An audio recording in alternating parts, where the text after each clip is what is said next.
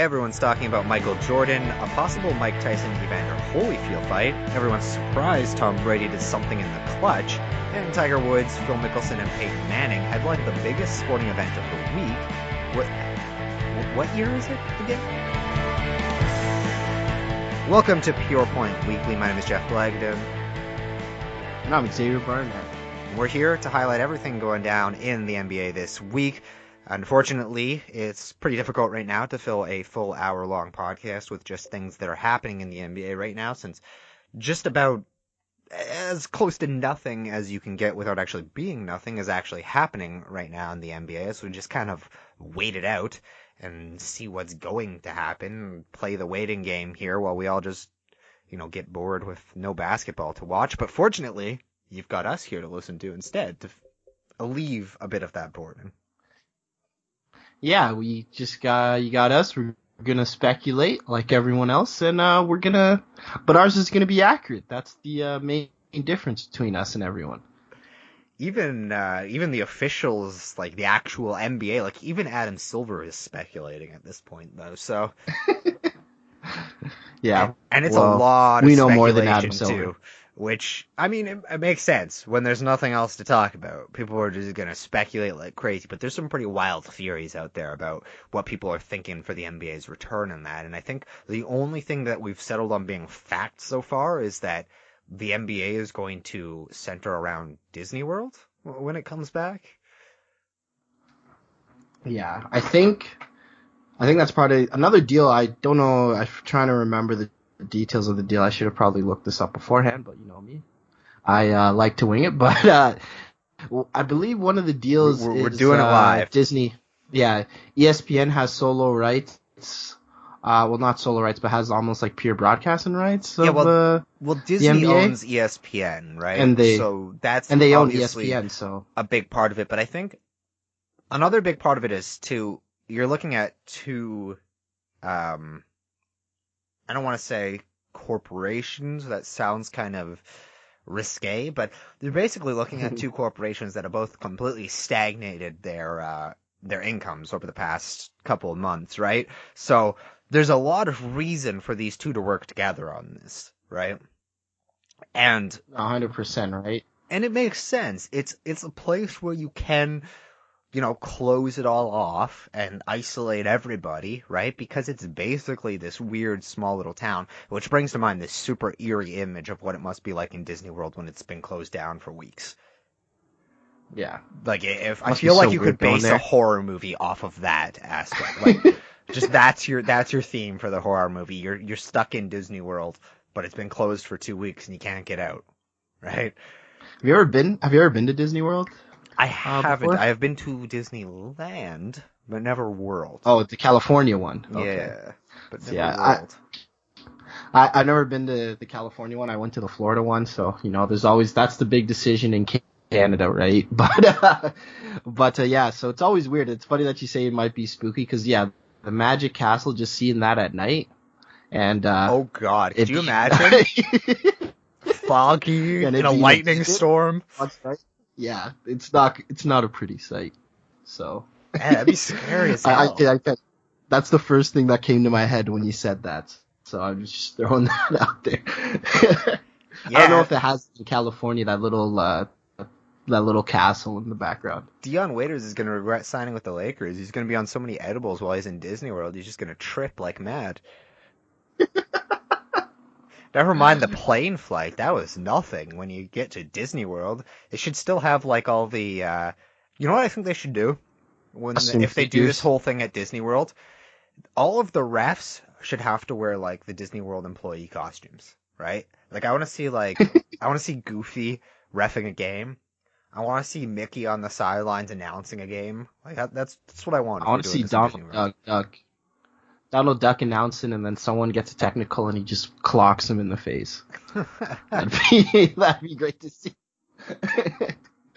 I think now this. What if this whole thing has been a ploy just to make the Space Jam sequel live action?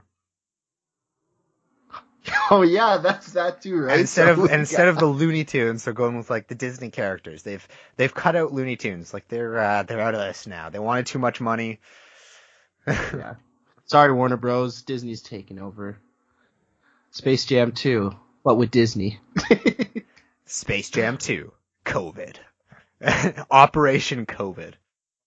I really think you're onto something here. I think you cracked the code. The real reason why the NBA is opening up in Disney. It all makes sense now. It'll have a little bit more of a serious tone to it because of how creepy Disney World will be, especially since, the characters won't be CGI'd in, they'll just be wearing the costumes, right? Which makes it even more creepy, right? Yeah. There's I this can dude see it with a now. massive head in the distance approaching in the shadows. As he gets closer and closer, you can vaguely see out the 3 distinct circles of Mickey Mouse's silhouette of his head. Slowly coming into the frame, you can see the white gloves coming in and just... Oh god, that's horrid. And all the time... And it's not even like the redesign of Disney. It's the Steamboat Willie Mickey Mouse design, because that design is just so unpleasant to look at. And the whole time as he's walking so towards you, he just got a basketball held against his waist in his left hand. And he's ready to challenge you to a pickup game. And you're LeBron James. If you lose your soul. Oh my god. Could you imagine? Instead of aliens invading the world, it's if you lose to the Disney creatures, you lose your soul. Because that's the way Disney works. Now, there goes any Disney sponsorship we could have ever possibly gotten right there with that one comment. But yeah, so the NBA world, for possibly the first time in its history, is centered around Orlando. Sorry, Magic fans, but it's true. Yeah. I don't think last time Orlando was semi-relevant, I want to say, was when Dwight took him to the finals against the Lakers. Yeah, but I feel like that's the most... I want to say 09? That's the least relevant finals team of our lifetime, I think. Yeah, not a lot of people remember that Magic team. Like, maybe the Sixers with Allen Iverson, because that team was bad beyond Iverson. But you remember how dominant Iverson was and what he had to do to make them good and to lead them to that, right? Whereas Dwight Howard, I think because of the fact that he's a center, it's just like, it's not as exciting to think about, right? And because he was really the only great player on that team, which is impressive when you think about it. Especially considering he's a center, right? But yeah, the league was changing by that time. Yeah, exactly. Like, we're not talking about the Shaq in the early 2000s here, right? We're talking about a decade later with a team too that ran a philosophy based around the 3-point shot too, right? Like, it was basically Dwight Howard's going to get the rebound and everyone else stand at the 3-point line and take a shot, right? Like, and somehow it got Jameer Nelson an all-star appearance. So, I mean, hey, there's that. Possibly the least relevant all-star in our lifetime, right there. Sorry to all you Jameer Nelson fans out there. I wonder, does he have some? I don't know. He has one. Well, fans, you mean? Yeah, he has at least one fan, probably. I mean, I would imagine his mom is a fan. Maybe his family, yeah, that's true. I don't think he has like a fan club going on or anything, but no, yeah, he's gonna have people on the forums fighting other people and defending his honor. To be fair, I mean, he was the second best player on a finals team, right? Like, really, I think he kind of slots into the same bracket as like a Mo Williams, right, for their careers. The second best player on a finals team, but I mean, there's the asterisk that it was a really bad finals team, aside from that top player. Yeah, so really it's the top player. It's more impressive feat for the top player than it is for the second best. Man, when did it become a hot take to think that Dwight Howard is a Hall of Famer? Like, Dwight Howard is so clearly a Hall of Famer, it's not even funny. Like, why? Yeah. Especially in basketball, where, like, I don't know, like Tayshaun Prince is a borderline Hall of Famer. Like, it's, right? Nothing against Tayshaun Prince. I love Tayshaun Prince, one of my favorite players of all time. Huge Pistons fan.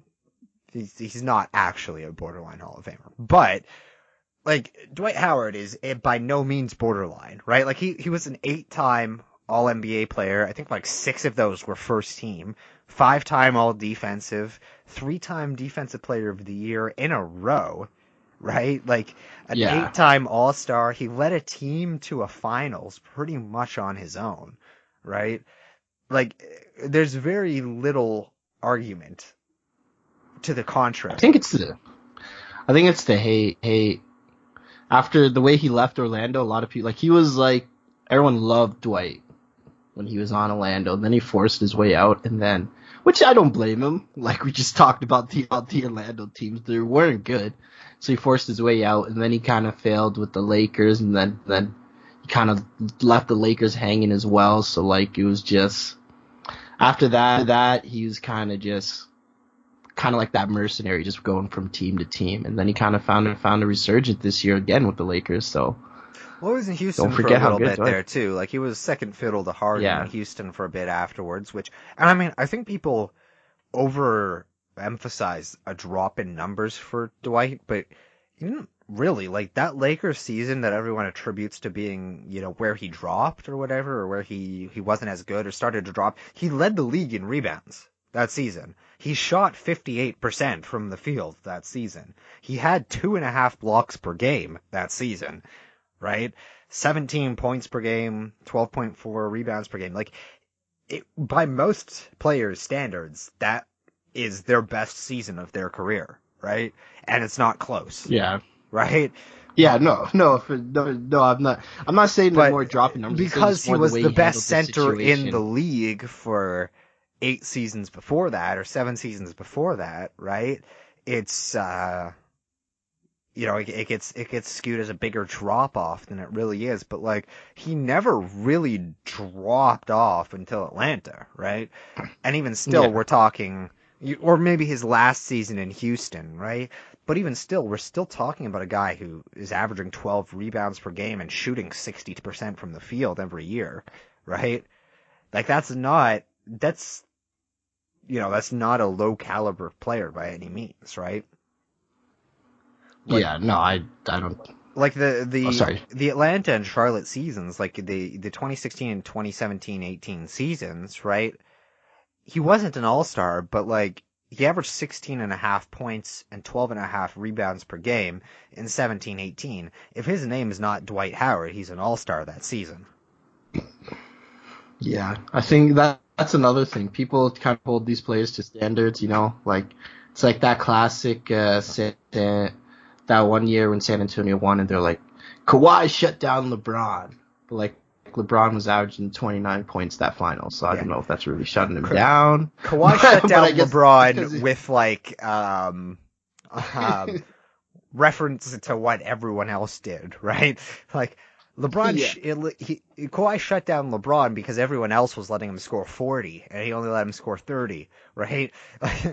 Yeah, That's like saying like Jeff Hornacek shut down Michael Jordan. He scored less points, sure, but he still averaged 30 points per game in the series, right? Like it's perspective. It's perspective. But we are talking again about Orlando being the center point of the NBA's return. The thing that is in question is literally everything else about it. Right? Like, there's people talking about they're going to lower a dome over top of it and keep them all inside. They're going to, like, and I'm like, man, what is this? Like science TV show. Right. Like, what is this? Orcs and Crake mixed with, like, is this an NBA season if it was written by Margaret Atwood? Like, is that what we're going into here? Because, yeah, dropping a dome over the season that might be a little much.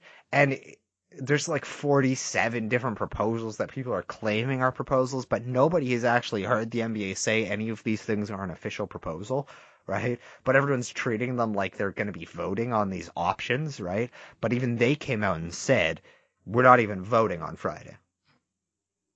Yeah, so who knows what's going to happen. It's still a lot, still obviously in the air because, like, you don't know how how COVID's going to evolve and everything like that. So they're taking their time with it, but also the fact that they're taking their time, we don't know if they're even going to have any time left to actually finish the season, right? So Yeah, like there's it all there's not depends on. really a rush on their end to get into this because Mhm. like there is, but there isn't. Like there's a rush in that they need to finish the season with enough time to have a full off season to get into the next season, which they're talking already about starting in Christmas anyway, right? Which is Mhm. already going to push the season ahead long enough to give you that gap anyway. And to be like, if we're being realists here, next season probably isn't played in front of fans, right? Like, Yeah. it's hard to believe that there's going to be a widely distributed vaccine before Christmas of, this year, right? Essentially, because we're talking about next season starting. That's December 2020 we're talking about, right? So, is that even viable to think that there can even be fans in the stands? And at this point, it's no, not really, right? So I don't know if that deadline really matters so much, but you do look at it possibly impacting the season after that one too, right? Where things could be going back to normal, but you might still have to do a late start, right? And the NBA for a long time has been trying to push the season to start on Christmas anyway, right? So this might be their window into doing that as a long-term solution or something too through this, right?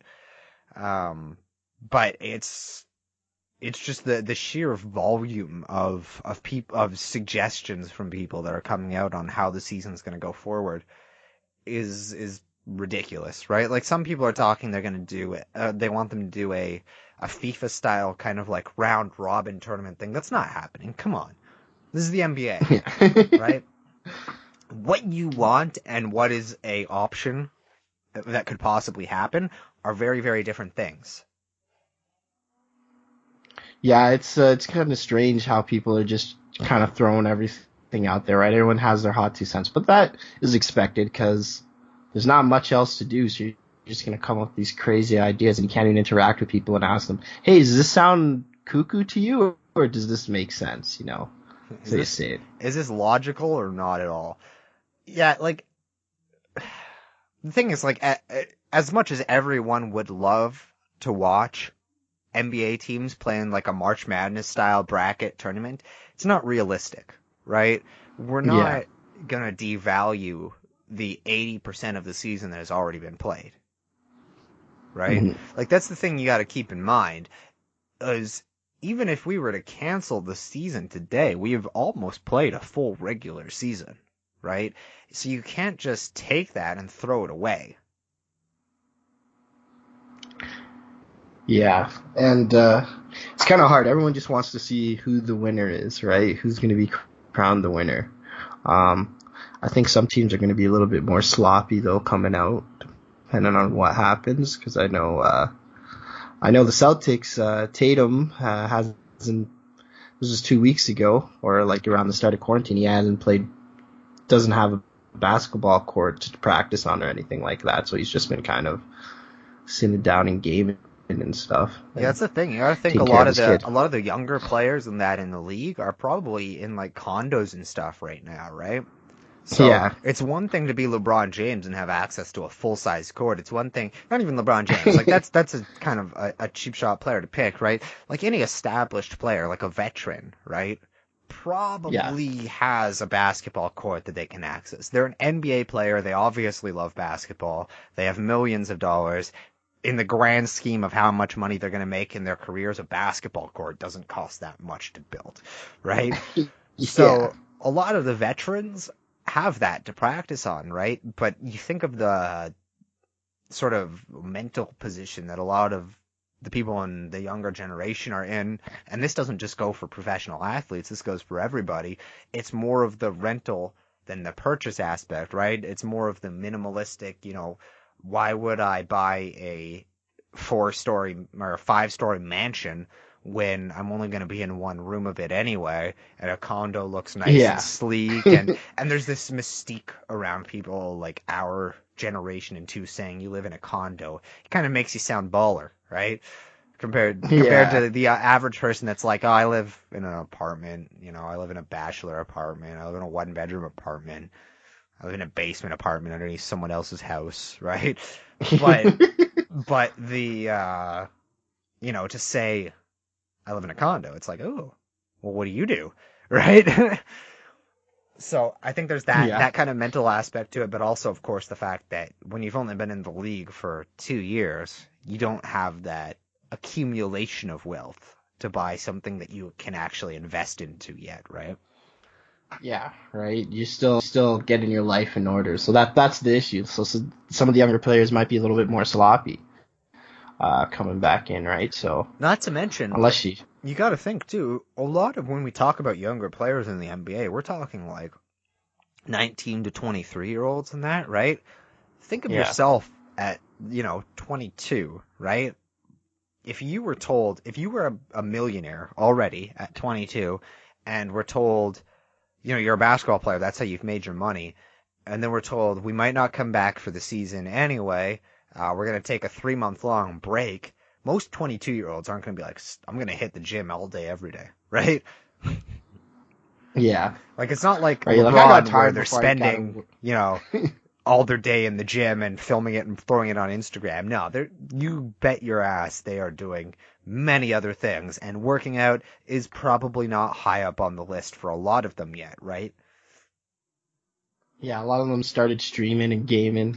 Like I think Devin Booker, I think there was a 2K tournament Yeah. with that featuring NBA players. So I think Devin Booker was like a big part of that. So like again, right? These guys, let's just relax. They probably think of like a relaxation. My favorite thing about that 2K tournament is that they played it, right, and it's all NBA players, right? But they would let them pick any teams, so like half of the players were like playing as the Bucks half the time. Like almost every time you tune in, the Bucks would be involved in one of the games, right? It's like, man, you should just play as your teams, right? Like, come on, where's the loyalty? I know it's so weird that they don't play as themselves. They don't even trust themselves. It's like, Devin, look, I they get asked it. Devin Booker. DeAndre That's Ayton isn't Giannis, but come on. Yeah. That's like it's funny that the NBA players play just like everybody else on 2K and FIFA and Madden. What are the two best teams? Okay, I'm picking that. That's so typical. Let's start a Madden tournament. Everyone picks the Ravens. It's like, Yeah. yeah, I don't. I mean, they're gamers, I guess. At the end of the day, they don't want to lose, right? Yeah. So I can understand it, I guess, from their perspective. It just seems kind of weird, to be. It seems weird when you're playing a video game and the character you're playing is one of your actual rivals, right? Yeah. It kind of just feels like you're acknowledging them being better than you. I mean, like, or it's something like that. Like it kind of takes the not to try and go back into the 80s, but let's say this was in the 90s. Do you think the players in the 90s like would pick the Bulls every game? I think you'd struggle to find one player on every team in the 90s that would even play video games. But Yeah, just saying hypothetically. if you could, see, here's the thing. I think at the start, right, if you were doing this as a tournament and you had them all playing, I think at the start they would want to be loyal to their teams and pick their teams, right? But I think being competitors, professional athletes that are just used to competing with each other all the time, it's a massive part of their lives. Look at The Last Dance, right? We just watched that. It's all about Michael Jordan being the biggest competitor, right? I think at a certain point you'd hit a phase where they're losing as their team or something, and the competitive nature kicks in and they just want to win. And they pick some, Yeah. and all of a sudden everyone's playing as the Bulls, right? Like, I do think that would happen. Like, I do think that would kick in, especially with 90s players, and how, like, for everything you say, or you want to say about the competitive nature of the sport and the way the rules have changed and the sport has changed and all that stuff, one thing that is undeniably, definitely changed about the sport is that the players are much more mellow now, right? Like, on a grand Yeah. scale, right? They're much more mellow now. Yeah, they're not like you don't really see Charles Barkley chasing down a ref anymore in today's NBA.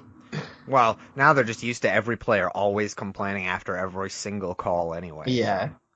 But you're not going to Yeah, see I'm like the surprised no one Karl gets heckled. Malone, Dennis Rodman famous tangle up where they're moving up the court and falling like fish floundering on the ground for about 30 feet of the court, and the ref's just standing there going, guys, what are you doing? You're adults, right? Not even blowing the whistle at all. Just... Yeah, see, I remember seeing that. I'm like, they just get up and they just fall down. I thought it was like a clip off of Saturday Night Live or something, or like some parody. Because I was like, what the heck is going on down there, right? I'm surprised, but who knows? Today's NBA is definitely different, and it's not for the worse. It's still relatively competitive, and yeah, people always complain. Like, there's always people love to complain, like, oh, it's not competitive because LeBron made it to the finals 8 straight times. But if you look at the past, most of the, like in the 90s, it was only the Bulls and the Houston Rockets that won championships, and in the 2000s, it was pretty much Lakers and Spurs, a little bit Lakers, a little bit of Spurs, and a couple of random teams in the middle. Pretty much every era has their dominant team, Right, so it's not, I feel like people just like to complain. It's the old man yelling at you darn kids on your skateboards, like kind of like that. People don't like to change their opinions, right? Like, you got to think everyone who is in sports media right now either grew up with Michael Jordan or was born into a world where Michael Jordan is the greatest basketball player of all time, right? So to now, when they're, 40 years old, try to change their opinion to be LeBron or something, right? It's difficult to do, right? And I'll admit it for myself too. I still say Michael Jordan is the best basketball player of all time. I don't think in my entire life it's hard for me to believe I will ever be convinced that someone other than Michael Jordan is the best player in basketball, right? Like, I consider myself open-minded about that kind of stuff. I feel like I rank the newer players in that a lot higher than a lot of people do, especially in sports media and that, but I can't see the things that a player would have to do to pass Michael Jordan as the greatest of all time is just, there's just this mystique around him that it's like everything in his career worked out in the perfect way to build this legend, right? That it's like, he's like it's like Greek mythology, basically, right? The way everything worked out for him, right? Like, this dude isn't great in high school, right? Makes up for it, works his ass off, comes into college, isn't great when he first comes into college, good enough to get a scholarship, really, really, really athletic. Everyone recognizes he's athletic. A lot of people are like, oh, he's not that prolific at actually playing the sport yet. Was it, I forget when he was, I don't think it was in The Last Dance. It might have been in The Last Dance, actually. But they were talking about Michael Jordan's college career, and when he came in, as a freshman to North Carolina, right? And about what he was, and then what he would become, right? And it even that, just them talking about that sounds like something that would be written in a sports movie, right? Like, he comes in and James Worthy is like, I know one thing for sure. Like, I think I just found out the quote that he said, and he was like, I know one thing for sure. When Michael Jordan arrived at North Carolina, I was a better basketball player than him. By about a week in, he was better. Right? Yeah. So that's just insane, right? Like, it's just, he comes in and just, he's this, I don't know, prolific thing. It's just this aura of Michael Jordan that it's like, I can't see myself. That's just the way everything worked out perfectly. It would have to work out so ridiculously well for a player's career. And if LeBron couldn't do it, if LeBron couldn't change my mind, if his career couldn't change my mind, I can't see myself changing it. It sounds stubborn to say. It makes me sound like a a 60-year-old talking head, right? But Yeah, honestly, but it's tough. It's just everything worked out so perfectly for him. It's tough to see that being yeah, duplicated. yeah, and obviously it's all a matter of opinion, right? What do you value more?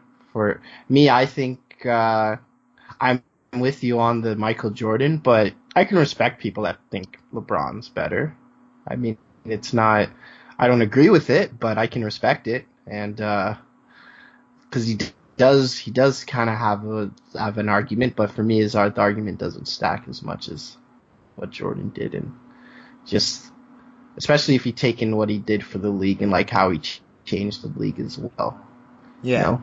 So I So saw a thing on social media, as we all do these days, since social media is our main form of anything now, since we yeah, can't actually talk to anybody in person.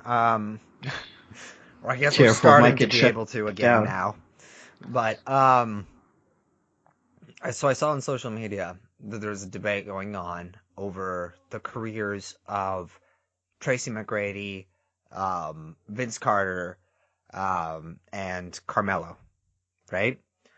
And the question came to my mind that I think we would get a lot of varying results if we were to ask those three players, how would you rank them? Like, I think if you asked 100 different people, you'd get some pretty varied results, right? On which of those three they Mhm. would place up top, right? Like, I don't know. What do you, for you, if you had to pick Tracy McGrady, Vince Carter, or Carmelo Anthony, no other preface behind it. You know, I'm not saying pick the best prime. I'm not saying pick the best player. I'm not Mhm. saying pick the best career. Just in your mind, right? Just all of that stuff together, whatever you value more than whatever else. How would you rank those three? For me, I got a bias because I'm Canadian, but Vince Carter's number one. Uh, man, McGrady versus Anthony's really hard. I might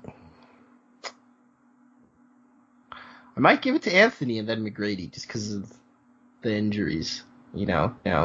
Hmm. That's the thing that kind of took away from him. Well, But that's the thing that it goes yeah, into is that that's a how I do it. person's perspective, right? Like, are you valuing their peak more, or are you valuing their career achievements and accomplishments more, right? Like, Yeah, for me, if I was ranking it on how good of a basketball player they were, so I'm just taking their primes and their skill sets and that kind of stuff into the equation, I'd probably go Melo, McGrady, Carter, right? Like Melo it's understated how good offensively Carmelo Anthony was in his prime, right? Like yeah, Denver Carmelo Anthony could score from anywhere by any means, right? Like he was just before KD came into the league, he was the most talented offensive player I've ever watched. Just, from a purely offensive, versatility and talent perspective, right? And then KD came in, and it's just nothing compares to the things KD can do as a 7-foot small forward who is one of the top five best shooters in the history of the NBA, right? It's insane. But for yeah. me, taking everything in and balancing it and saying my rating based off of my personal belief, I'd go T-Mac 1, Melo 2, Vince Carter 3. But honestly, I could see an argument for any order.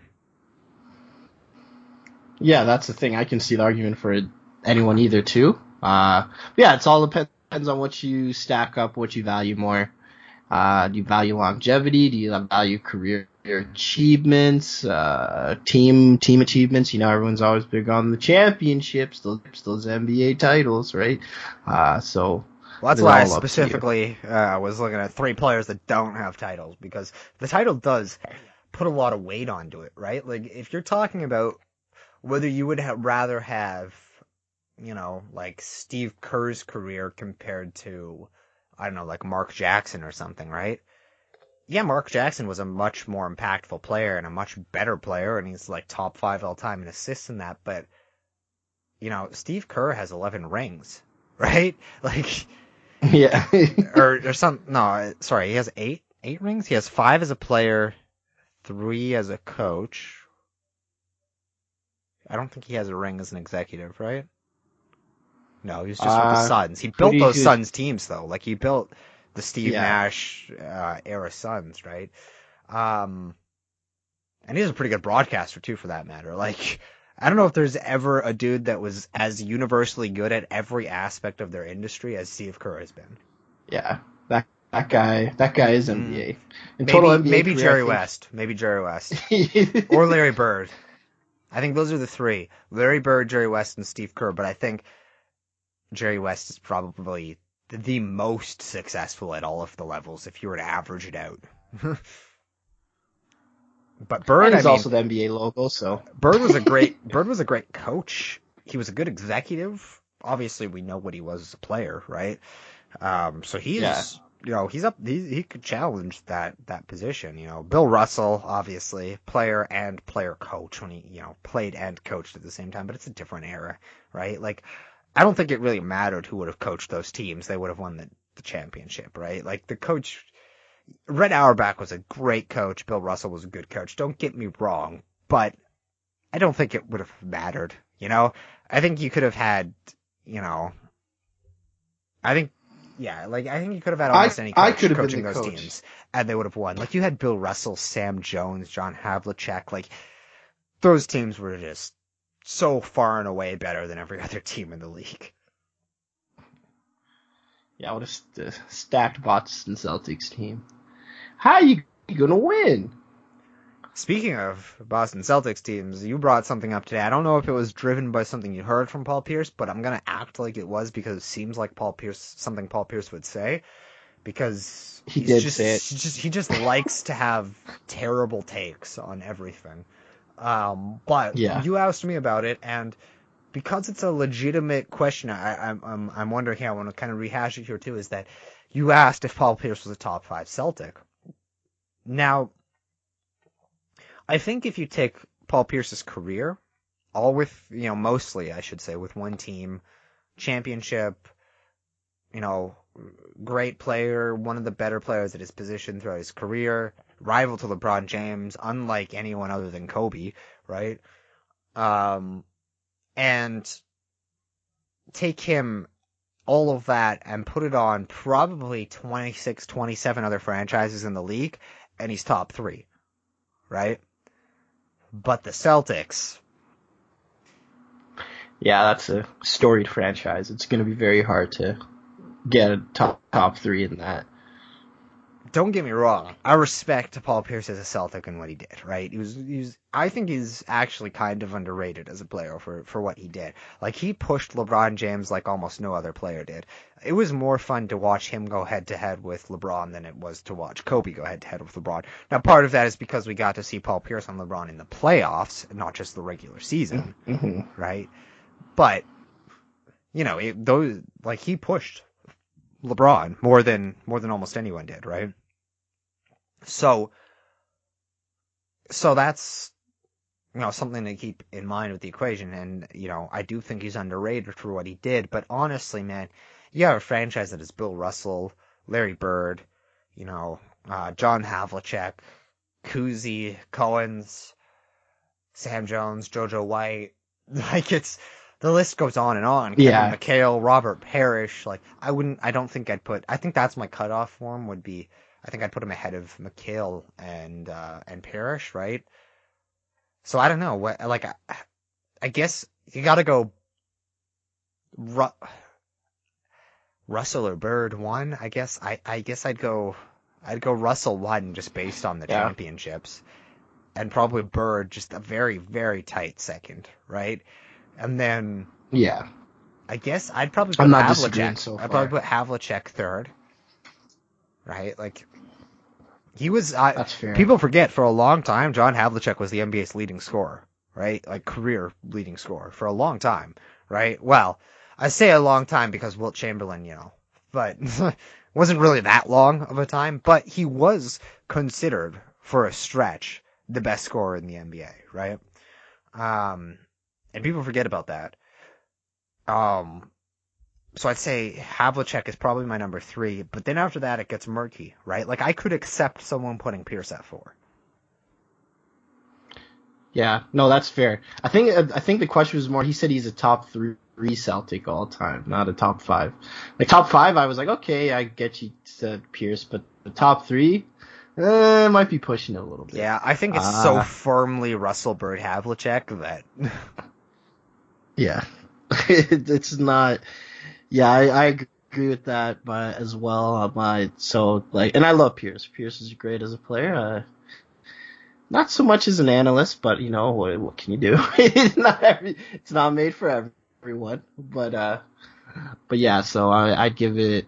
I don't think about the that. the other Even the thing top too five, is but I can accept him out of top five as well too. like Bob Cousy too was I think gets forgotten a lot too. Like he was the NBA's first real great point guard, you know? Like it was him leading into Oscar Robertson, right? Like he for, you know, 1, 2, 3, 4, 5, 6, 7, 8, like 8 straight seasons led the league in assists, right? Like he was the first real pure point guard that the NBA had, right? And he was still a decent scorer. Like he was a multiple time 20 point per game guy, right? So people undervalue what he meant to the modern day point guard in developing into that. Dave Cohen's, of course, too, right? Like a guy who was great, led the way into becoming, getting centers that were great passers as well into the league, right? A very different style of play, but I think personally, I would put Pierce at 5. I think I'd put Kuzi ahead of him. And I think he'd be my number 5 because the argument for me after that would be Cohen's and Sam Jones. Sam Jones only really gets in there because he's a 10-time champ, right? Um, so yeah, I think I gotta put him at 5. So yeah, he's definitely out of the top 3 for me. But we're talking about the perspective of the same guy who doesn't put LeBron James in his top 5. Yeah, so. Which is just petty. It's just Yeah, petty. Because I get it. You guys yeah, were huge rivals, right? The Celtics and the Cavs were rivals for so long. And the Heat and the Celtics, the Heat became the new version of the Celtics, what they were, right? With Paul Pierce there. yeah, So I get not liking them at the time, but you've been retired for a while, man. You're a broadcaster now. You're either holding some petty grudge or you're doing this just to have a hot take. yeah. Sometimes I feel like that's what they do just for hot takes. Oh, this is kooky and out there. Let me just say it. Yeah, Clickbait. like the Dwight Howard take we were talking about earlier, right? Like, does anybody that's a professional in the NBA actually believe there's a chance in hell Dwight Howard doesn't end up in the Hall of Fame? Yeah, no, he's going to Hall of Fame.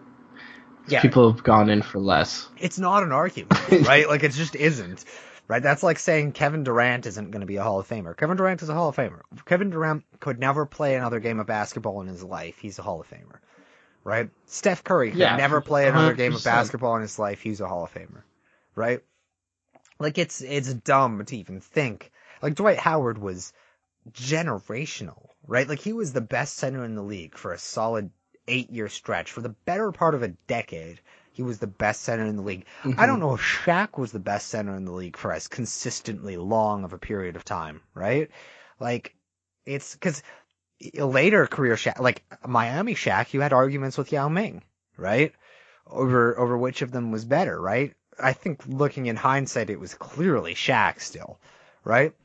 But there was arguments, right? I don't think there was really arguments with Dwight Howard. When he was in his prime, it was Dwight Howard, and you were arguing who was number 2.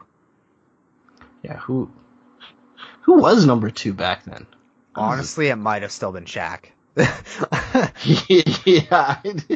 Like Shaq was just so dominant for so center. long. Like even out of shape Miami Shaq was like, yeah, he was just on another level though. You can't compare. Honestly though, if there is someone you can compare career-wise to Shaq who is retired, it's probably who has pretty much done the best part of their career is Dwight Howard, right? Both started in Orlando, both big-time athletic centers when they started, right? Obviously, Shaq developed into more of a strength-dominant kind of guy inside, but Orlando Shaq, whew, I don't think there was ever a better combination of athleticism, talent, and power as a center than Orlando Shaq, Yeah. right? Yeah, that was just They had to What a change, like, beauty to watch. you have players throughout history, like Wilt Chamberlain, Kareem Abdul-Jabbar, Dr. J, that they had to change the rules of the game for, right? Because they were just too dominant, right? Shaq, they didn't have to change the rules of the game. They had to change the literal materials that the backcourts, like, that the backboards were made of. They had to actually change how they constructed basketball arenas because of Shaq, because he was breaking backboards, because he was so much better of an athlete and so much stronger than anyone who had ever played the game before him, right? Aside from maybe Sean Kemp, maybe Karl Malone, right? Yeah. But yeah, Yeah, it's that Shaq breaking the backboard, like honestly, that was the craziest thing to see. and Just like, he did it multiple whoa. times. Like it just Yeah, happened. he's Like and he just does it and he's like, see me? If I was Shaq in that situation and I broke a backboard, I would be so fucking scared shitless in the moment. Like, as soon as I realize that rim is coming out, I'm like, I am about to be showered in shards of glass. Right? Like, yeah, it's but, insane. Just and yeah, but I mean, what a freaking beast. since we're talking about players' rankings and players' careers and whose players, careers we'd rather have and that kind of stuff, I figured since we have a low amount of actual news to talk about, I mean, the only thing left we really have to hit on is the Knicks candidate search for their head coaching position. And, like, let's be real, nobody really cares, right? Yeah, We haven't even finished the Tom season Thibodeau. yet, right? Like, Tom Thibodeau's the leading candidate, and I think it would be the most hilarious thing to have Tom Thibodeau coach the Knicks and still have Dolan as oh my god. That would be a dream scenario for people to just build storylines, right? Like the worst owner in basketball who everyone wants out of the game, and then Tom Thibodeau who people hate to play for and who just Yeah, plays his run your starters players for into 40 the minutes a ground. game, right? Destroyed probably Derrick Rose and Joakim Noah's careers, right? Like, Yeah, played Luol Deng for like 43 minutes per game one season. Like, what are you doing, right? yeah, But was moderately successful. Was a very good defensive coach while he was in the league. But his players hated him. They just did. That's why he hasn't been a coach for like 3 years, right? His players do not like to play for Tom Thibodeau, right? So to have that Knicks roster of B tier players, right? Like the Knicks roster is probably 15 sixth men, right? Like, and they have to put together a roster out of it. And then you have Tom Thibodeau coaching them. He's gonna play Julius Randle like 44 minutes per game. Like, yeah. it's gonna be If he gets the ridiculous. job, oh man, the players are just. After that, there goes I think RJ Barrett's career. I don't know He about needs to RJ get out of Barrett. there ASAP. Like RJ Barrett has that Kobe feel to me, where he can play a ton of minutes and it won't like he's not Kobe's talent, but I mean Kobe's ability to have that Yeah. stamina, right, to play all those games, to be able to pace himself that way. Just from the way I've seen Barrett play, and he plays pretty emotionless when he's on the court too. So I think Barrett Yeah. doesn't get affected so much by Thibodeau. I think Julius Randle's career gets destroyed if Tom Thibodeau is their head coach. And knock on wood, knock on wood. I don't want that to happen. Yeah. I like Julius Randle. I want Julius Randle to be a great player, and I honestly think Julius Randle is significantly underrated for as good as he is. Yes, the Knicks still overpaid him, right? But I think he could be a solid, third best player on a contending team, right? But Tom Thibodeau is going to destroy his career. Yeah. And of course, James Dolan decides to hire him. Yeah, and Yeah, James that's Dolan because the players wanted James it. Dolan is already a freaking carnival without Tom Thibodeau there. And the dude decides to hire Tom Thibodeau? God, come on. Yeah. That's a dream off-season move come true. There's going to be every single day on First Take, they're going to be opening up with a James Dolan story every day. Like they do that already because let's face it, First Take is repetitive. But no offense to Stephen A. Offense to Max Kellerman because Max Kellerman kind of sucks. But Stephen A.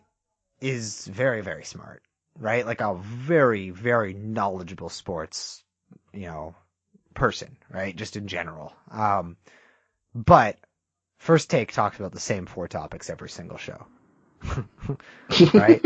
Like, Stephen A. Smith guesting on other shows is great. Always very insightful. Always some good educational stuff because honestly, he knows basketball better than maybe anyone but like 4 or 5 other commentators in the league, right? Like, you know, yeah, there's very few people that know basketball as good as Steve and have been around basketball for as long as Stephen A. Smith has. But when you talk about the exact same thing every single day, Nobody cares. it's gonna get repetitive. Shocking. Right? And Max Kellerman is worse. At least Stephen A. tries to change it up every now and then. Max Kellerman will literally just give you the exact same speech every single show. But Yeah.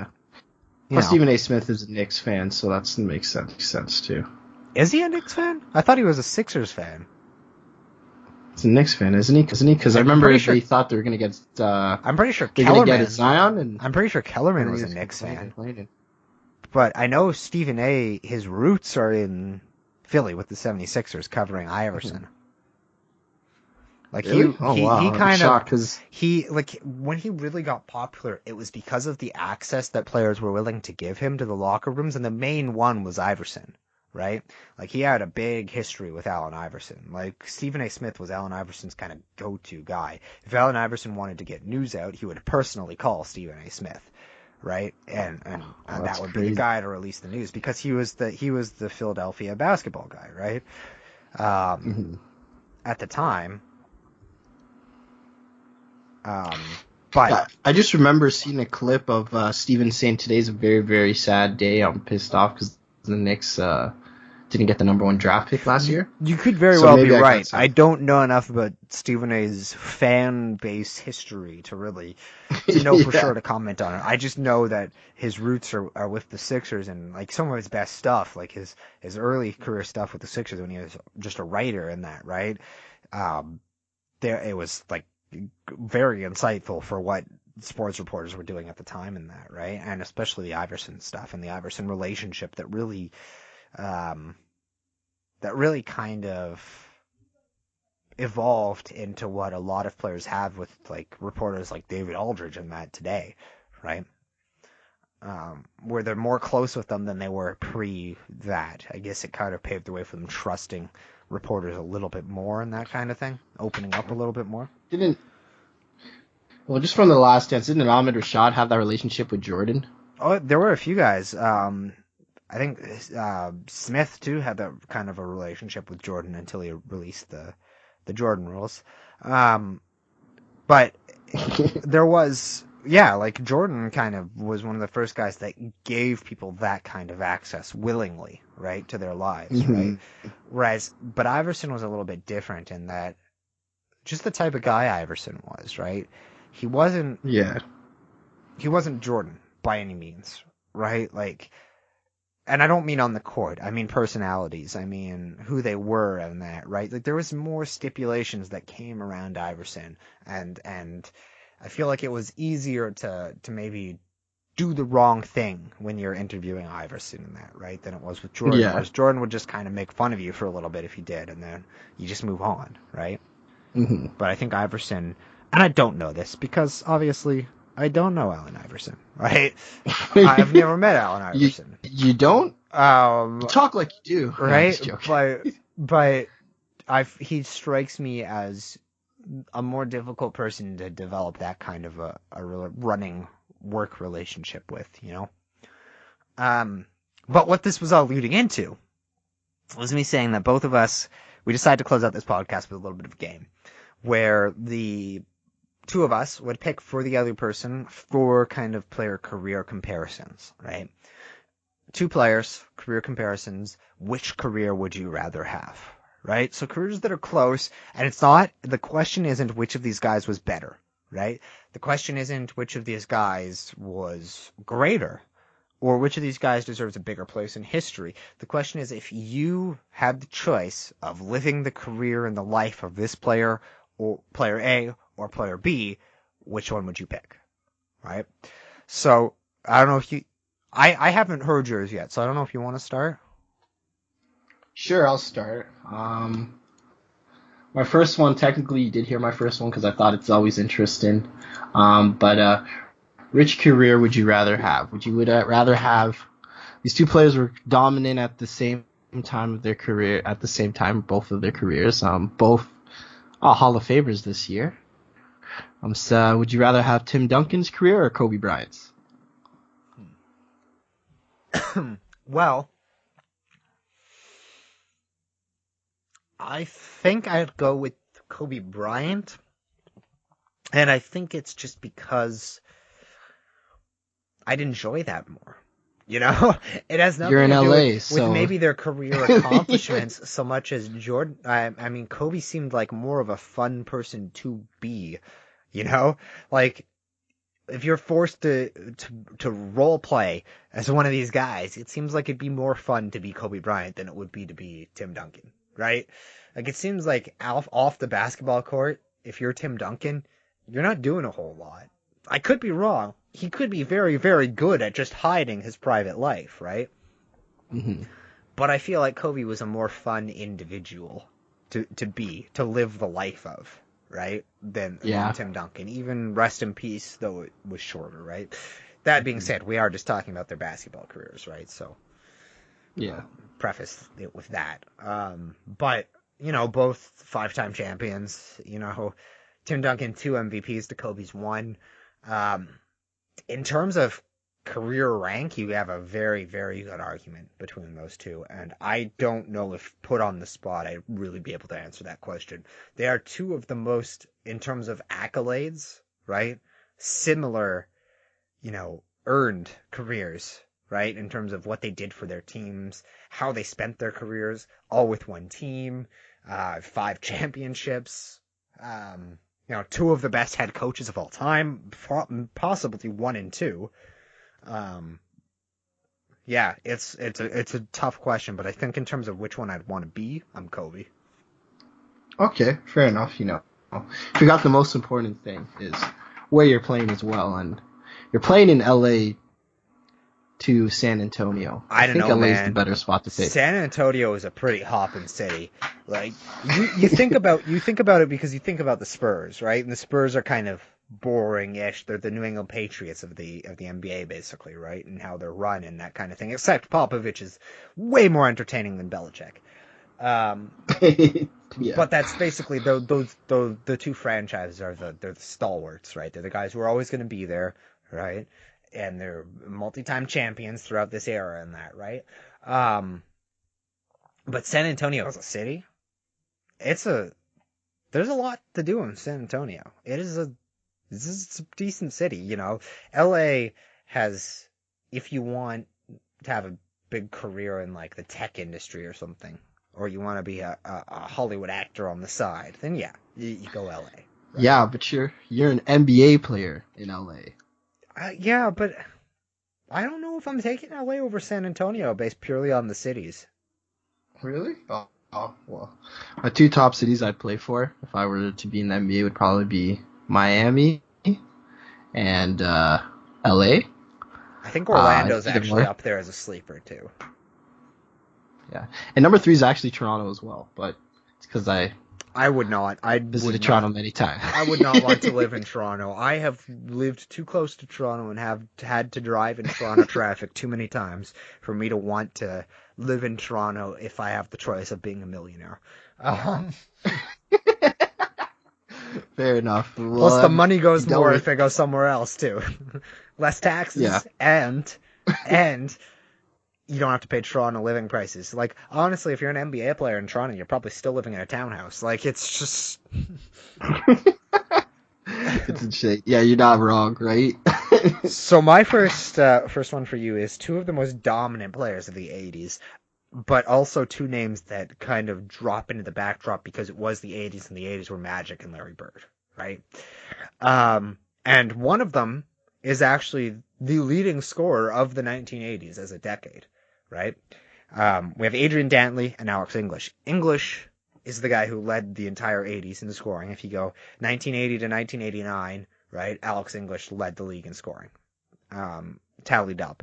That being said, Adrian Dantley wasn't that far behind him, and their career stats line up very well.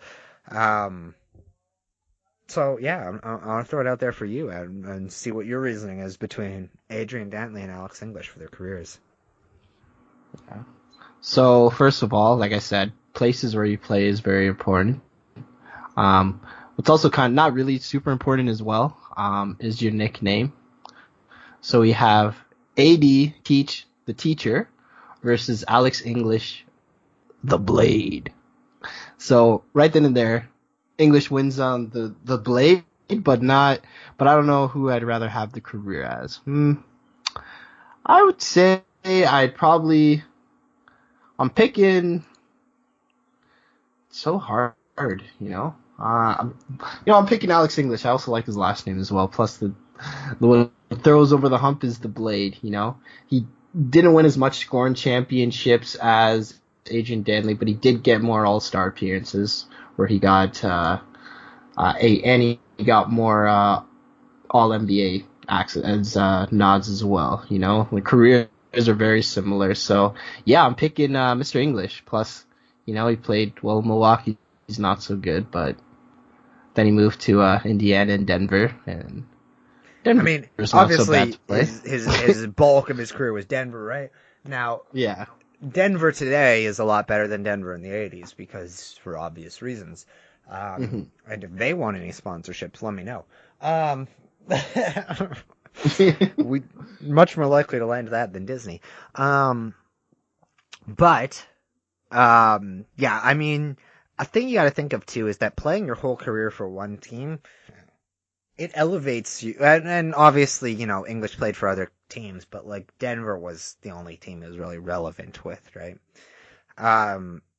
And there's kind of something to go with that, right? To go for playing your entire team with one career in terms of where you're going to rank all time, you know, and how people are going to value your career. So I feel like because of that, Alex English's career gets valued a little more than Adrian Dantley's, who was good with multiple teams. Like the best years of his career, all of his All-Star years were with Utah, right? That being said, you think about a Malott in a Detroit uniform too, right? Because those were really good Detroit teams. And then you think he was part of that trade with Mark Aguirre, that ended up being the thing that put Detroit over the top to make them a championship team, right? Which is an unfortunate blemish on Andrew and Dantley's career, that he gets traded midway through a championship season and doesn't get a ring because of it, right? Despite being that team's leading scorer at the time that he got traded, which is one of just the weirdest things to happen too on a championship team, right? To trade your leading scorer after 42 games into the season for a guy who is probably considered on the same talent level tier for their careers, and then win a championship that year. It's weird. It's weird that happened. But I think of Alex English as being more synonymous with the Nuggets than I do of Adrian Dantley with the Jazz. Part of that might come down to the fact that before Carmelo Anthony, I think Alex English was probably the best player ever to play for the Nuggets franchise, right? Whereas Adrian Dantley, you're competing with Karl Malone, John Stockton, Hornacek, right? Like it's more, right? It's more difficult to have that validation in your mind as being the best player for that team. That being said, Adrian Dantley averaged 30 points per game for 4 straight seasons. Not a whole lot of guys have done that in the history of the NBA, right? One of those seasons he only played 22 games, but the other 3 were full seasons, right? So, you know, Kevin Durant, Michael Jordan, Wilt Chamberlain, Some good Kareem. company. I don't know if Kareem even did it 3 years in a row. I think he might have in Milwaukee. But off the top of my head, right? Like, there's not a lot who have done that, right? Like that's a good tier to be in. That's a good set of names to be in. But yeah, I think I would go with Alex English too, just based on the fact that it's who you want to be, and I'd like to be the guy who is the best player in the history of a team if I don't get a championship out of it, right? Yeah. No, fair enough. That's totally right. So I guess we're moving on to my next pick. Okay, so my next one is Chris Bosh versus Patrick Ewing. Uh, which career would you rather have? Wow. Wow. That's tough. That's actually a good one. I didn't think of that because, I mean, there's the aspect of like, Bosch has the rings, right? Mm-hmm. But and a shorter career. But Ewing, it has that thing I just mentioned with Alex English, right? Where a lot of people consider him the best player ever to play for his franchise, right? I think that that's Walt Frazier, but I would entertain a Ewing argument, right? And in terms of how they're kind of looked upon in their careers and how their careers are valued, I think people value Ewing a lot more than Bosch. Both of them are 11-time All-Stars, right? The thing with Ewing is he was a 7-time All-NBA, and for a stretch could have been considered, maybe for a short period of time, the best center in the league. Obviously, for much of his career, it was Hakeem, right? Like, he was number 2 to Hakeem. Never won a championship, but played for New York for most of his career, which is a great place to play. And as we mentioned before, I don't really want to live in Toronto like Bosch had to do for 8 years.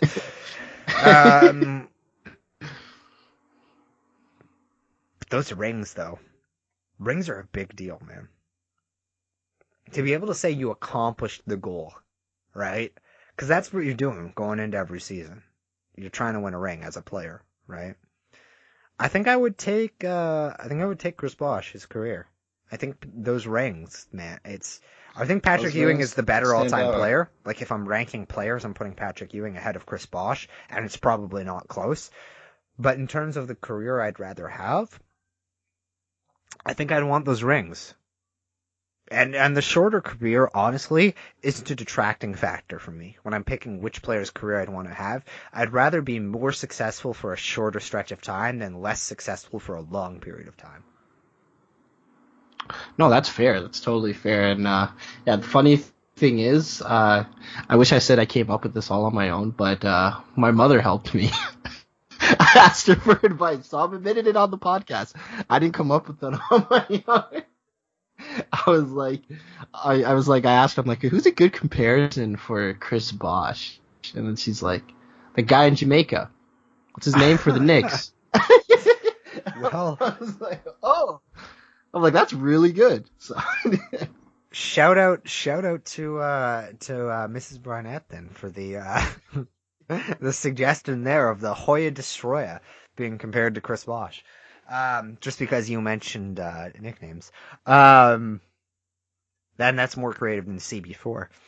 My next one for you is a comparison of two guys who, man, you can really compare their careers because they ran alongside each other and they played for the same friggin' teams, right? Like, they hopped back and forth between the same two teams for much of their career. Like, it was, who's Phoenix's point guard right now? Is it Jason Kidd or Steve Nash? Who's Dallas's point guard right now? Is it Stephen Kidd? Or is it Steve Nash or Jason Kidd, right? Like, they kind of like, they swapped back and forth between the two. So my second choice for you is, you want to be the two-time MVP, Steve Nash, or the NBA champion in Jason Kidd? yeah, that's the question of, for me, what matters to me is individual awards or the team effort.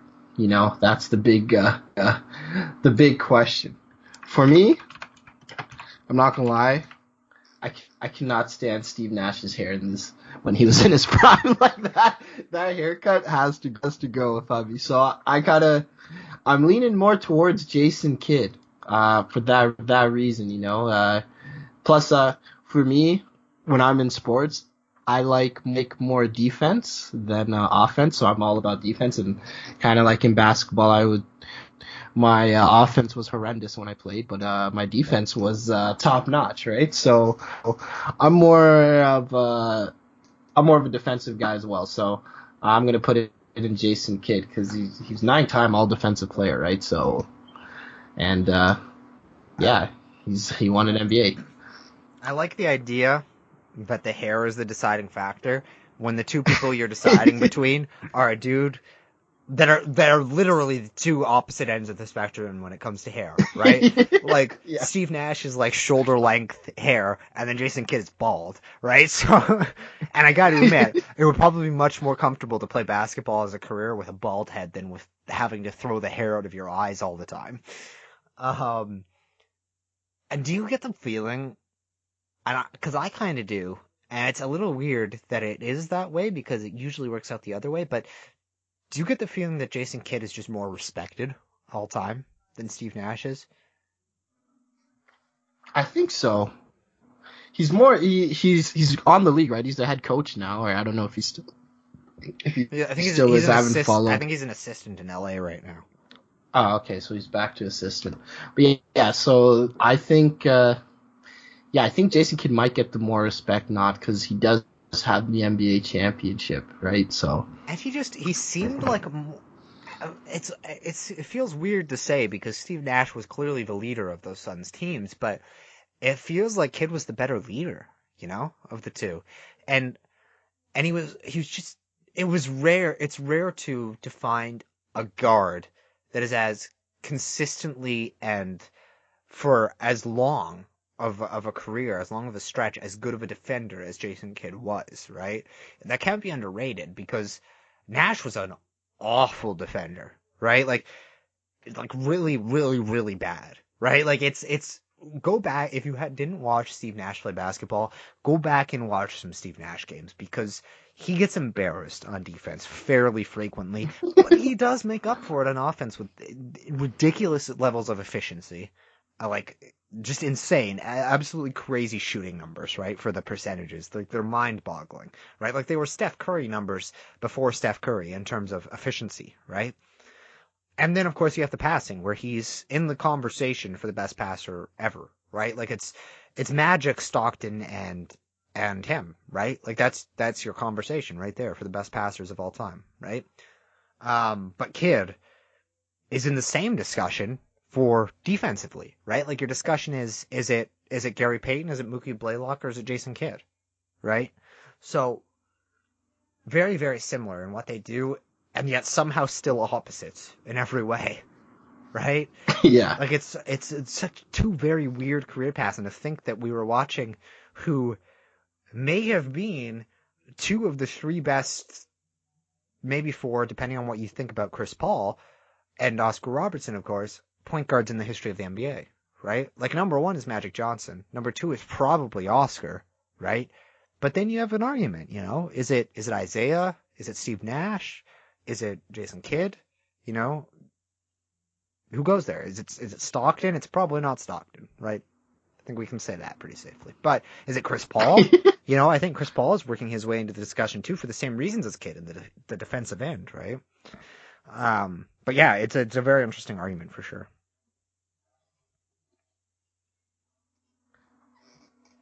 Oh yeah, I guess that means I'm next, right? My I bad.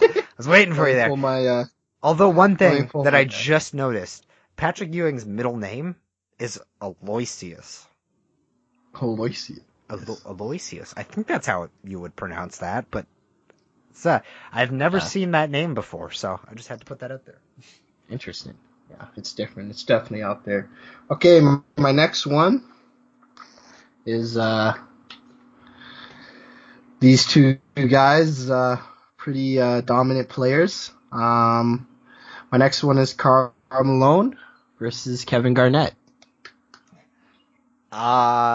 Kevin Garnett. And honestly, I don't think I even need to think about it that much because I hate Karl Malone. Like I would never want to be Karl Malone in any situation ever. Plus, those were boring teams, man. Those were boring teams to play the Karl Malone John Stockton game for 20 years. I might not make it 20 years. I might hit like the 10-year mark and be like, you know what? I'm done. Please trade Like me. plus KG has a ring, right? Yeah. And again, that's a big deal, right? And Karl Malone is probably the best player in NBA history without a ring, right? Like, okay, the best retired player in NBA history without a ring, right? Because we don't know how James Harden or Giannis's careers and that are going to end up, right? But yeah, like Karl Malone's probably the best without a ring ever, and I still can't, like, I can't even think of picking him over KG. It's just KG would be so much fun to be KG through his career. Yeah. Like, it just, maybe not the Minnesota days, but hearing even his still, trash talking.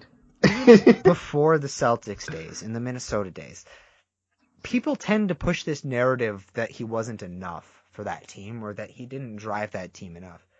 He led teams where Sam Cassell was the second best player on those teams to, contention levels, right?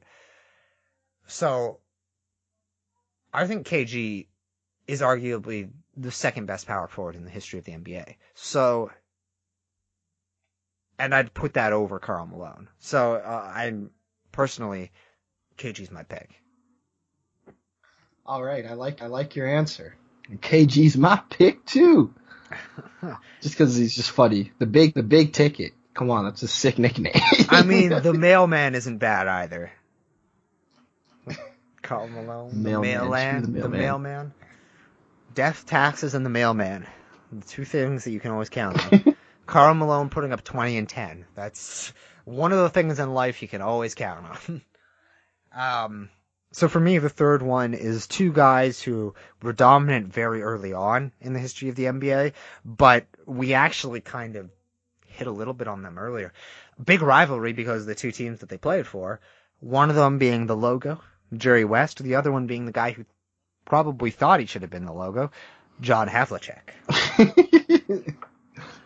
Yeah, there's a lot of people that should have been, who feel like they should have been the logo. This is a good one. I struggled because, like I said, City's a big place you want to play, and I know I'm a Celtics fan, but but I'd rather play in LA. But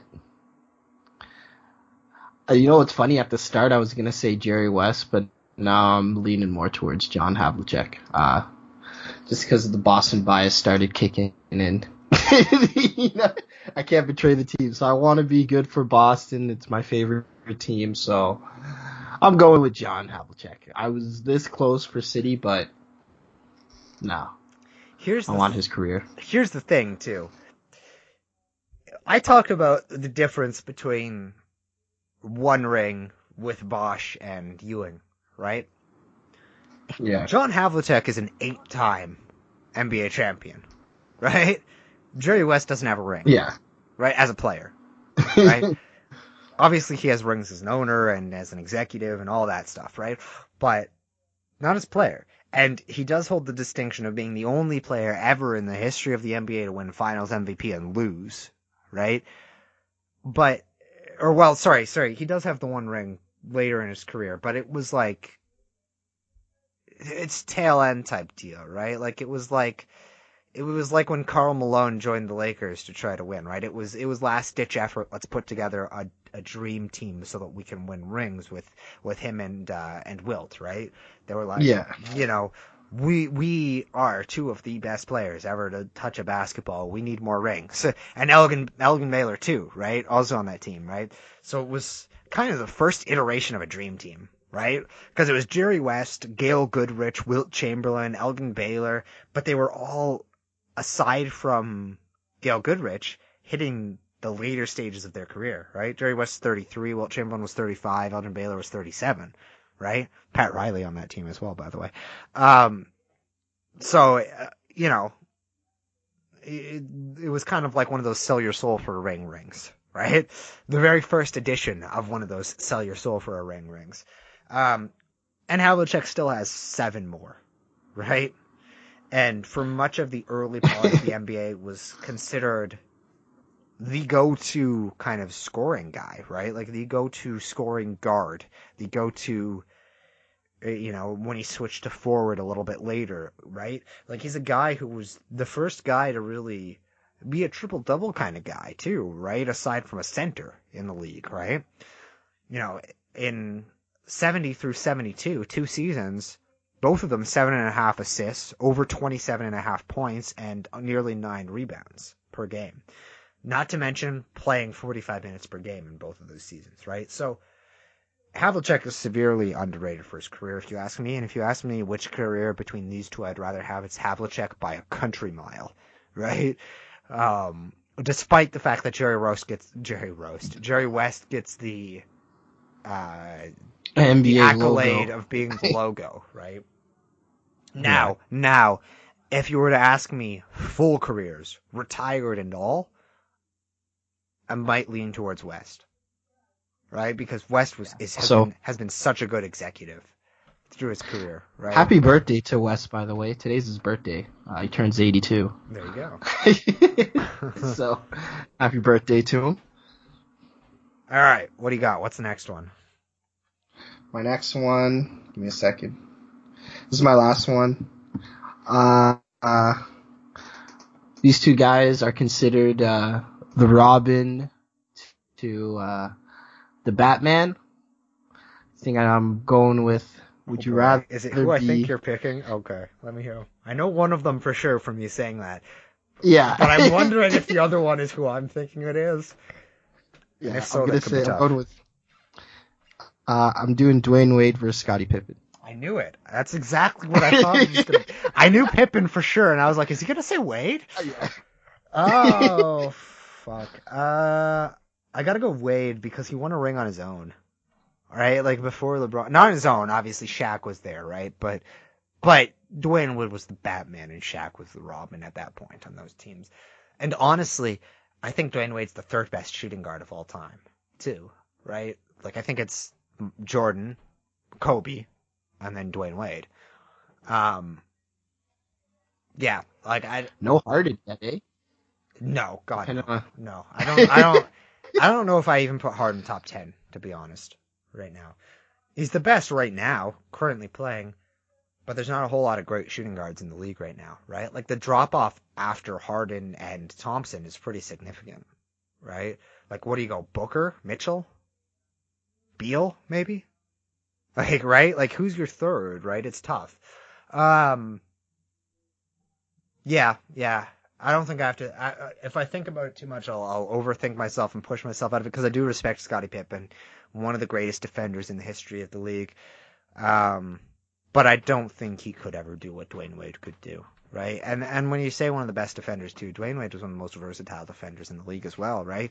He was one of the few shooting guards that had multiple seasons where he averaged a block per game, right? Like, it's tough for a two guard to do that, right? Because you're not usually defending in the post at the rim much, right? Yeah. But he had a stretch. 100%. He had a stretch of 1, 2, 3, 4 straight seasons where he averaged over a block per game. He had multiple seasons where he averaged 2 steals and 1 block per game, right? And just the versatility on offense, too. And the circus plays that he could make on offense were unlike any other. Like, I think the circus plays that Dwayne Wade could make, I don't know if there's any other player that could make those plays that he did. Those athletic, in the air, kind of weird circus shots that he would make all the time, like it was second nature, right? So I think it would be really, really fun to be Dwayne Wade. So I'm going Dwayne Wade. I don't think it would be very fun to be Scottie Pippen because you're getting ragged on by Jordan your entire career. You're always considered second best. You're never the team's leader. Miami adores Dwayne Wade, right? Chicago even adores Dwayne Wade, right? So yeah, he had a retirement party in his final season. Everyone was just going crazy, asking for signatures and everything like that, right? So, which honestly, too, I would have given him 6th man of the year in his last season. Like that, he would have had my vote, right? Like 15 points, 4 assists, 4 rebounds, 72 games, 2 starts. Yeah, I mean, I think he would get my vote. But I don't have a vote, so. My final one for you to pick between is a little bit different. I changed course from what I've been doing for most of them a little bit. In that this comparison is Grant Hill versus Ray Allen. Interesting. Whose career would I rather have? I gotta stay loyal. I'm going with my man, Sugar Ray Allen. just not the, like I said, the NBA championships, the two-time NBA championships means a lot. And on top of that, he still has the record for most threes, and he was just known as Briefly. having one of the most beautiful. Briefly, it's gonna be It's going to it's be going to Curry be overtaken very soon. quick. Yeah, right. And But it's probably going to be, like, honestly, it's probably going to be Curry, Trae Young, Lillard, Thompson. Is probably going to be, like, at some point the order. Like, he's going to be pushed down just because of the way the NBA is. But yeah, smoothest jump shot I've ever seen. yeah, but then again, like it's just a testament to how the league's changed, right? Like Oh, yeah.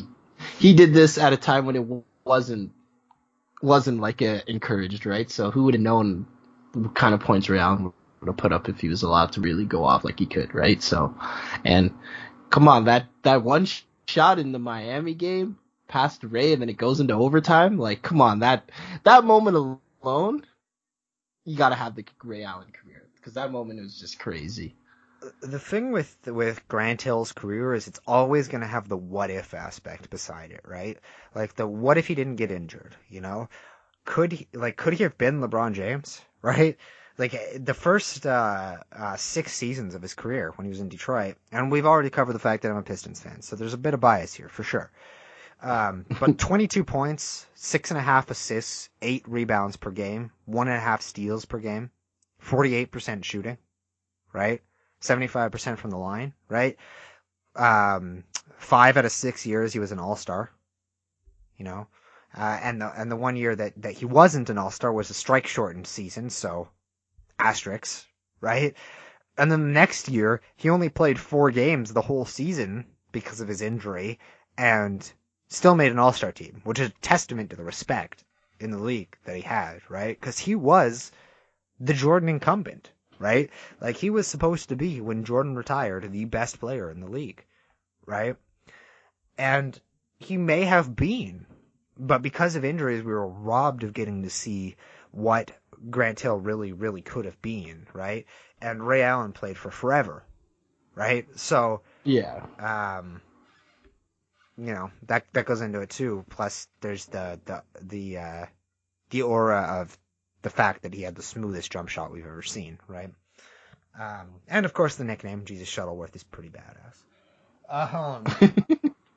You had a lot of good words, man. I think I would pick Grant Hill only because I would like to be able to say I was the best basketball player in the world for a little bit of time, for a little bit of a stretch. Fair enough. So that's all we got for them, like mine and yours. Since there's no good way to close out a news podcast about something where all the news is just in flux, right? I'm going to close it out with one final one where I want us both to make a decision. We're going to quickly say it and explain it. The other one is not going to interrupt the other one during it. It's just a monologue to close out on it, on which of these two careers you'd rather have. And it's the big two. And I didn't need to show anyone beforehand what these were because you know these two players. Would you rather have the career of Kareem Abdul-Jabbar or Wilt Chamberlain? Do I say my answer now? Yeah, go ahead. Give yours first, and then I'll close with mine, and we'll close it. Well, Kareem, to me, I consider him a top 3 player to ever play the game. I'm going with Kareem. He still has the most points scored, and who knows, it might be broken, might not. You never know, right? But yeah, I'm going to Kareem Abdul-Jabbar for sure. I don't even have to think twice about it. Wilt has some great feats. He scored 100 points. He's champion. But man, Kareem just also you have the college career too of Kareem that where he's considered the best college player of all time as well. So, he just dominated in every aspect of the game as well. So I'm going with Kareem. He's my man. So to me, Kareem Abdul-Jabbar is a top 3 player of all time. He's the 3rd best player of all time. It's Michael Jordan, LeBron James, Kareem Abdul-Jabbar in my mind. I suppose Magic has an argument too, but those are my 4. That being said, I would 100%, without question, not even a brief moment of thought, be Wilt Chamberlain in a heartbeat. Because Wilt Chamberlain, for the sole reason that I believe the fact that Wilt Chamberlain says he once had sex with 100 women in one night. Now, Wilt Chamberlain is the only person that could ever say that in the history of the world and have a single person take them seriously. Because statistically, if you had sex 100 times in one day, you would be so dehydrated that you would just die, right? But Wilt Chamberlain, for some reason, it's kind of like, yeah, but maybe, right? Just because it's Wilt Chamberlain. The dude was 7 feet tall and a track star. Like, it's crazy. The dude in 1961-62, I'm going to close with this. I'm just going to let this one linger. This is going to be the last thing I say. I'm not even going to do an outro to the podcast. This is the last thing I'm going to say. There are 48 minutes in a basketball game. There are 4 12-minute quarters in a basketball game, unless there's overtime, right? Since the NBA has really been relevant, there have been 48 minutes in a basketball game. In 1961-62, Wilt Chamberlain played in 80 games that season. All 80 games. His team played 80 games. He averaged 48.5 minutes per game.